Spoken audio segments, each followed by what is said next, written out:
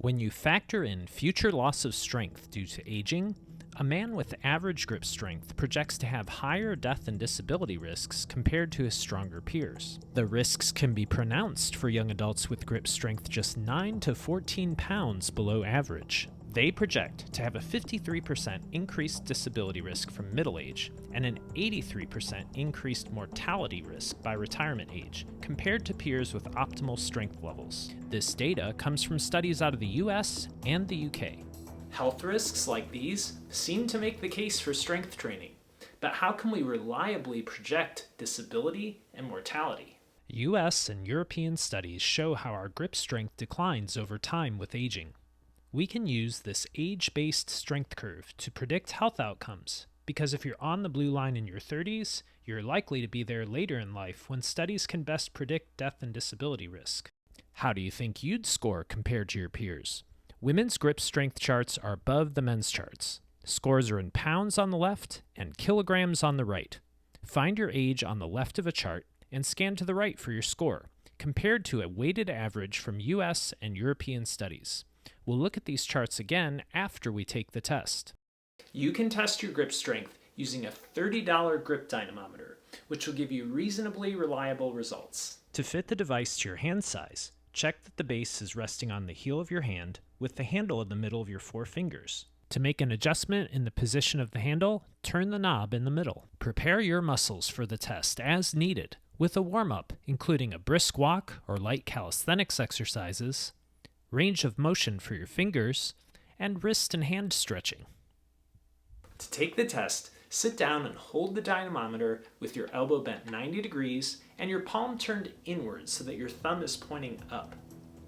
Hold still and squeeze with your maximum effort. Take a 2 to 3 minute rest break and repeat. One more 2 to 3 minute rest break and squeeze again. The best of those 3 attempts with your dominant hand is your score. You may get a higher score by standing and straightening your arm, but in our reference studies, participants were tested in the seated position with their elbow bent 90 degrees. Here's another look at the age group percentile scores for grip strength. Find your age on the left and scan to the right for your score. The charts give scores in pounds and kilograms, and the scoring standards are from a weighted average between US, UK, and Italian studies. It's a good sample size of over 85,000 participants, though there were only 1,100 participants aged 90 and above. If the studies show that your numbers put you at risk for the future, the best time to get started with your strength training is now.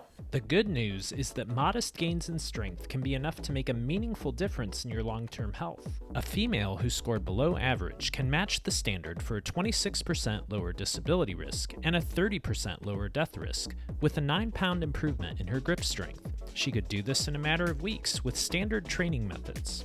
The same goes for men. A male who scored below average can match the standard for a 26% lower disability risk and a 30% lower death risk with a 14-pound improvement in his grip strength.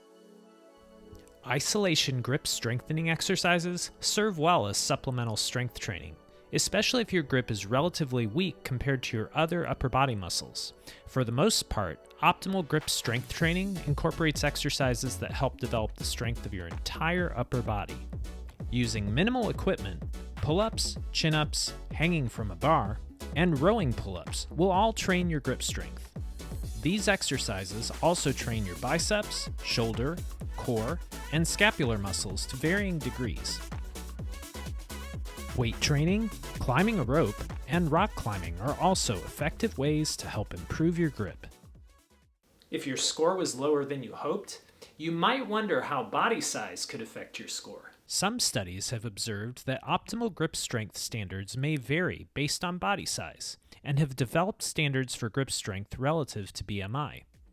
To get your score, divide your grip strength in kilograms by your body mass index. The average 50-year-old woman in the US has a grip strength of 30.7 kilograms and a 29.8 BMI. Dividing 30.7 by 29.8 gives her a score of 1.03. You can compare your score to your age group average and to standards for lower risks of death and stroke on this chart.